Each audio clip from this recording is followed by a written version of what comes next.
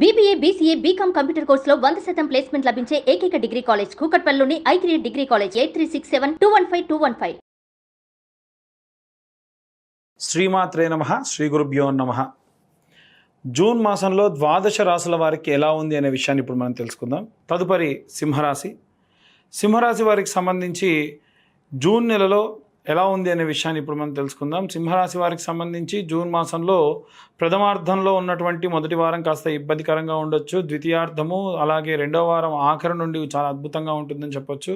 ముఖ్యంగా వీరి యొక్క అడ్మినిస్ట్రేటివ్ సిస్టంలో కానీ, అంటే ఉదాహరణకు ఒక ఆఫీస్లో ఒక అతనికి జాబ్ అనేటువంటిది, ప్రమోషన్ అనేటువంటిది రాలేదు, లేదా ఉన్న మేనేజర్ పోస్ట్ కాస్త పోయి జనరల్గా నార్మల్ పొజిషన్లోకి వచ్చాడు అనుకోండి. సాధారణంగా ఎలా ఉంటుందంటే వారిని అంతగా ఏమి చూడరు. అంతకుముందు మేనేజరు, ఇప్పుడు మామూలు ఎంప్లాయీ. కానీ వీరి విషయంలో అలా కాకుండా వారికి పదవి ఉన్నా లేకున్నా, వారికి ఏవైనా ప్రమోషన్స్ వచ్చినా రాకున్నా, వారికి ఇచ్చే మర్యాద కానీ, వారికి ఇచ్చేటువంటి రెస్పెక్ట్ కానీ, అలాగే వారిని చూసేటువంటి విధానం కానీ మారదు. అంటే వీరు ఎప్పటికీ కూడా అలాగే ఉంటారు, నిలకడగా ఉంటారు. దీనికి కారణం ఏంటంటే వీరికి ఉన్నటువంటి రాష్ట్రాధిపతి సూర్యుడు, ఆయన గమనం అనేటువంటిది అలా ఉంటుంది. కాబట్టి సింహరాశి వారికి సంబంధించి విద్యార్థి దశలో గృహిణులు ఎవరైతే ఉంటారో వారికి సజావుగానే ఉంటుంది. కానీ ఈ విద్యార్థి దశలో దాటినటువంటి వాళ్ళు ఉద్యోగస్తుల విషయంలో మిశ్రమ ఫలితాలు గోచరిస్తూ ఉంటాయి. ప్రథమార్థంలో మీరు ఎదురు చూస్తున్నటువంటి ప్రమోషన్స్కి సంబంధించి కాస్త చేదు వార్త వింటారు. అంటే ప్రమోషన్ వచ్చిన వాళ్ళేమో దూరంగా ఉందని, రాని వాళ్ళేమో రాలేదని. ఎట్టి పరిస్థితుల్లో ఆర్థిక పరంగా మాత్రం అంత ఇబ్బంది ఉండదు, అంత కంగారు పడాల్సినటువంటి అవసరం లేదు. మీరు వేసుకున్నటువంటి ఎనాలిసిస్, మీరు వేసుకున్నటువంటి ఎస్టిమేషన్కి ఎటువంటి ఇబ్బంది కలగదు, అంత కంగారు పడకండి. అలాగే ఈ రాశిలో ఉన్నటువంటి వ్యాపారస్తుల విషయానికి వస్తే కనుక అన్ని వర్గాల వ్యాపారానికి సంబంధించిన వారి విషయంలో ముఖ్యంగా ఎవరైతే వారి యొక్క వ్యాపార స్థలాన్ని నిత్యము ఒకే సమయానికి ఓపెన్ చేయడము, ఒకే రకమైనటువంటి ఆ యొక్క వాతావరణాన్ని క్రియేట్ చేసుకొని స్తబ్దతగా ఉంటారో వారికి ఏ ఇబ్బంది లేదు. కానీ కొంతమందిని చూస్తే వాళ్ళ యొక్క వ్యాపార స్థలంలో చాలా మార్పులు చేస్తూ ఉంటారు. ఉన్న ప్రదేశం నుంచి మరొక ప్రదేశానికి మార్చడం, తిప్పడం, అటు చేయడం, ఇటు చేయడం, ఇలాంటివి చేస్తూ ఉంటారు. దానివల్ల ఇబ్బంది కలిగేటువంటి అవకాశం ఉంటుంది. అలాగే ఎవరైతే ఈ యొక్క సినీ రాజకీయ రంగాల్లో ఉంటారో వారికి కూడా చాలా మంచి సత్ఫలితాలే పొందుతారు తప్ప నష్టం ఏమీ లేదు. కానీ కాస్త అమర్యాదగా మాట్లాడడము, మన వెనకాల మాట్లాడడము, ఇలాంటివి జరిగే అవకాశం ఉంటుంది.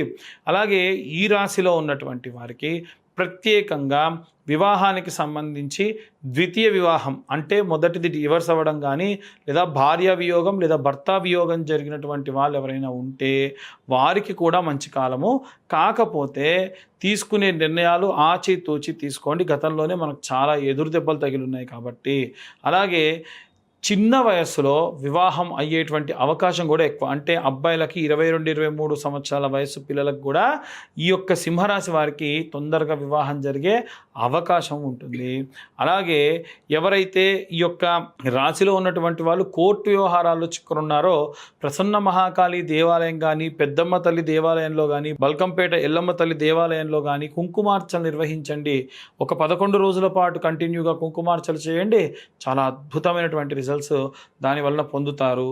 అలాగే ఎవరైతే ఈ చేతి వృత్తులు, కుల వృత్తులు చేసుకునేవారు ఉన్నారో వీరు కూడా అమ్మవారి యొక్క ఆరాధన వీరికి సకల రక్షణ ఇస్తుంది. అలాగే పిల్లల దగ్గర లేకుండా వృద్ధాప్యంలో ఉన్నవారు కూడా ఆరోగ్యం పట్ల చాలా జాగ్రత్త ఉండి వెన్నుకు సంబంధించి ఇబ్బందులు అధికంగా కలిగే అవకాశం ఉంది.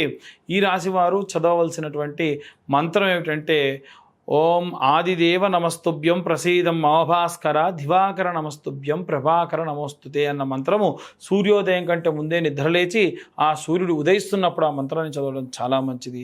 ఇక ఎలాంటి రెమెడీస్ తీసుకోవాలనే విషయాన్ని ఇప్పుడు మనం తెలుసుకుందాం. గృహిణులకి, విద్యార్థులకి, ఉద్యోగస్తులకి, వ్యాపారస్తులకి, అలాగే సినీ రాజకీయ రంగాల వారికి, వివాహం కోసం ఎదురు చూస్తున్న వారికి, కోర్టు గొడవల్లో చికాకుల్లో బాగా ఇబ్బందులతో ఉన్నటువంటి వారికి అందరికీ కూడా ఎలాంటి రెమెడీస్ తీసుకోవాలి, ఎలాంటి మంత్రపఠనం చేయాలనే విషయాన్ని ఇప్పుడు మనం తెలుసుకుందాం.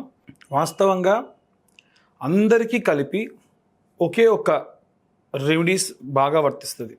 ఈ జూన్ మాసం అంతా కూడా మనకు ఆదివారం నుండి ప్రారంభించి శనివారం వరకు కూడా నిత్యము కూడా నేను ఇప్పుడు చెప్పేటువంటి విధానాన్ని ఫాలో కావండి.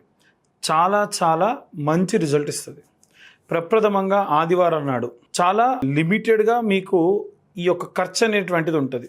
ఏంటిది ఇంతకీ అదంటే, ఆదివారం నాడు నవగ్రహాల దేవాలయంలో, నవగ్రహాల గుళ్ళో సూర్యుడి ముందు, మధ్యలో సూర్యుడు ఉంటాడు, ఆయన ముందు ఒక ఆకు డొప్ప పెట్టేసి దాంట్లో ఒక పిరికెడు గోధుమలు వేయండి, దాంట్లో ₹1 బిల్ల పెట్టండి. అలాగే కొత్త మట్టి ప్రమిదలో దీపం వెలిగించండి. వీలైతే దీపంకి వేసేటువంటి ఒత్తి ఎరుపు రంగులో ఉండాలి, లేదా ఆవు నెయ్యి కుంకుమ కాస్త కలిపి గనక మీరు దీపం వెలిగిస్తే ఆ జ్యోతి కొంచెం ఎరుపుగా వెలుగుతుంది. ఇలా చేసి ప్రదక్షిణలు 21 ప్రదక్షిణాలు మీరు సవ్యంగా చేయండి. తర్వాతకి 6 ప్రదక్షిణాలు అపసవ్యంగా చేయండి. మనకు ఉన్నటువంటి నవగ్రహాలకి ఒక్కొక్క గ్రహానికి 3 ప్రదక్షిణాలు చేయాలి. అయితే సూర్యుడి నుండి మనకి శని వరకు సవ్యంగా అంటే క్లాక్ వైజ్ డైరెక్షన్లో ప్రదక్షిణాలు చేయాలి. మిగిలినటువంటి రాహువుకు కేతువుకు 6 ప్రదక్షిణాలు యాంటీ క్లాక్ వైజ్ చేయాలి. మొత్తం 27 ప్రదక్షిణాలు చేయాలి. 21 ప్రదక్షిణాలు సవ్యంగా చేయండి, 6 ప్రదక్షిణాలు అపసవ్యంగా చేయండి. ఇలా ఆదివారం నాడు నుంచి స్టార్ట్ చేయండి. సోమవారం నాడు ఒక పిరికెడు బియ్యం ఆకుడొప్పలో వేసి ₹1 బిల్ల పెట్టేసి సేమ్ మళ్ళీ ఒక కొత్త మట్టి దీప ప్రమిద, మట్టి ప్రమిద అంటే ఇంత చిన్నదేం సరిపోతుందండి. ఆ మట్టి ప్రమిదలో ఆవు నెయ్యి లేదా నువ్వుల నూనెతోని దీపారాధన చేయండి.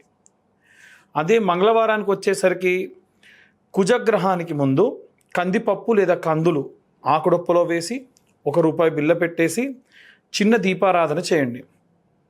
అలాగే బుధవారం నాటికి వచ్చేసి ఈశాన్య భాగంలో బుధగ్రహం ఉంటుంది.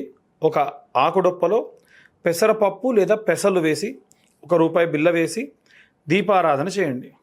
అలాగే బృహస్పతి గ్రహానికి గురువారం నాడు బృహస్పతి గ్రహం అంటే నార్త్ సైడ్ మధ్యలో ఉంటాడు.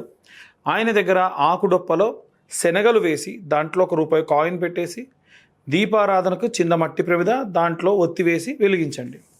మీరు ఎప్పుడు దీపారాధన చేసినా తూర్పు లేదా పడమర చూడాలి తప్ప ఉత్తర దక్షిణాలు చూడకుండా ఉండే ప్రయత్నం చేయండి. అలాగే శుక్రవారం నాటికి వచ్చేసి బొబ్బర్లు తీసుకొని ఒక ఆకుడొప్పలో పిరికెడు బొబ్బర్లు మాత్రమే వేసి ప్రాచ్య దిగ్భాగము అంటారు, అంటే తూర్పు భాగంలో శుక్రగ్రహం ఉంటాడు, 3 గ్రహాలు ఉంటాయి మధ్యలో. ఆ గ్రహం దగ్గర ఈ ఆకుడొప్పలో ఈ ₹1 బిల్ల పెట్టేసి శుక్రవారం నాడు దీపం వెలిగించండి. శనివారం నాడు నువ్వుల నూనె, పడమర దిక్కున మనకి 3 గ్రహాలు ఉంటాయి, అందులో మధ్యలో ఉండేటువంటి గ్రహమే శనేశ్వరుడు. కాబట్టి మట్టి ప్రమిదలో దీపం నువ్వుల నూనెతో వెలిగించాలి.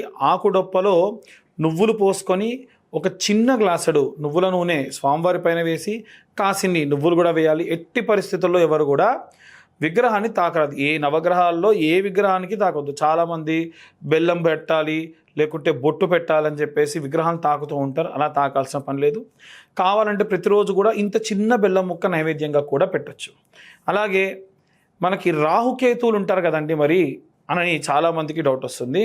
రాహుకు కేతువుకు మంగళవారం నాడే లేదా ఆదివారం నాడు, లేదా రాహుకు మంగళవారం కేతువుకు ఆదివారం నాడుగా సెగ్రిగేట్ చేసుకొని ఈ రాహుగ్రహం దగ్గర మినుములు, నల్ల మినుములు లేదా మినప్పప్పు ఒక ఆకుడొప్పలో వేసి దీపారాధన చేయండి. అలాగే కేతువుకు వచ్చేసి మంగళవారం నాడు లేదా ఆదివారం నాడు ఉలవలు ఒక పిరికెడు ఆకుడొప్పలో వేసి దీపారాధన చేయండి చిన్న మట్టి ప్రమిదలో. ఇలా నవగ్రహాలకి కూడా మనము నిత్యము ఈ నెల రోజుల పాటు కూడా చేసుకోవడం వలన నవగ్రహాలు మన జీవితంలో దశ అంతర్దశ విదశల వారీగా వస్తూ ఉంటాయి. కాబట్టి నేను చెప్పినటువంటి అందరికీ, పిల్లలకి, గృహిణులకి, ఉద్యోగస్తులకి, వ్యాపారస్తులకి అందరికీ కూడా చాలా చాలా ప్రశాంతంగా ఉంటుంది. మీ జాతకరీత్యా ఒకవేళ మీకు జాతకం తెలియకపోయినా సరే మీరు నవగ్రహాలకి శాంతి చేసిన దాంతో సమానం. ఇంకా వీలైతే మీరు పెట్టేటువంటి ఆకుడొప్ప ఇంతంత ఉప్పు, పిరికెడు రాళ్ళ ఉప్పు పోసి పెడితే ఇంకా మంచిది. శారీరక బాధ, నరదిష్టి, నరఘోష కూడా దానివల్ల పోతుంది. ఇవన్నీ కూడా మనం అధికమైనటువంటి ఖర్చు లేకుండా పెద్ద పెద్ద హోమాలు లాంటివి చేయించుకోకుండా ప్రశాంతంగా ఉండేదానికి దోహదపడుతూ ఉంటుంది. ఇక అందరూ కూడా నవగ్రహాల దేవాలయానికి వెళ్ళినప్పుడు చదవవలసినటువంటి మంత్రం ఏమిటంటే ఆదిత్యాయ చ సోమాయ మంగళాయ బుధాయ చ గురు శుక్ర శనిభ్యశ్చ రాహవే కేతవే నమః. అలాగే జూన్ నెలలో స్కంద షష్ఠి వస్తుంది. స్కంద షష్ఠి రోజున జంట నాగులకు వీలైతే క్షీరాభిషేకం చేయండి.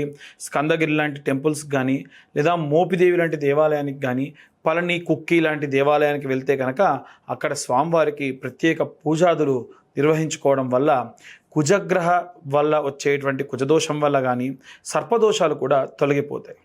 ఇవన్నీ కూడా మనం గోచార రీత్యా చెప్పేటువంటి విషయంలో మాత్రమే. పూర్తిగా మీ జాతకం కావాలి అనుకుంటే మీ పేరు, మీ date of birth, time, place ఇవన్నీ ఉంటే మనం ఇన్ డీటెయిల్డ్గా డెప్త్గా జాతకం 60 నుండి 70 పేజీల్లో మీకు అందించి ఈ 2025 సంవత్సరంలో కేవలం 2025 రూపాయలు మాత్రమే ఛార్జ్ చేయడం జరుగుతుంది.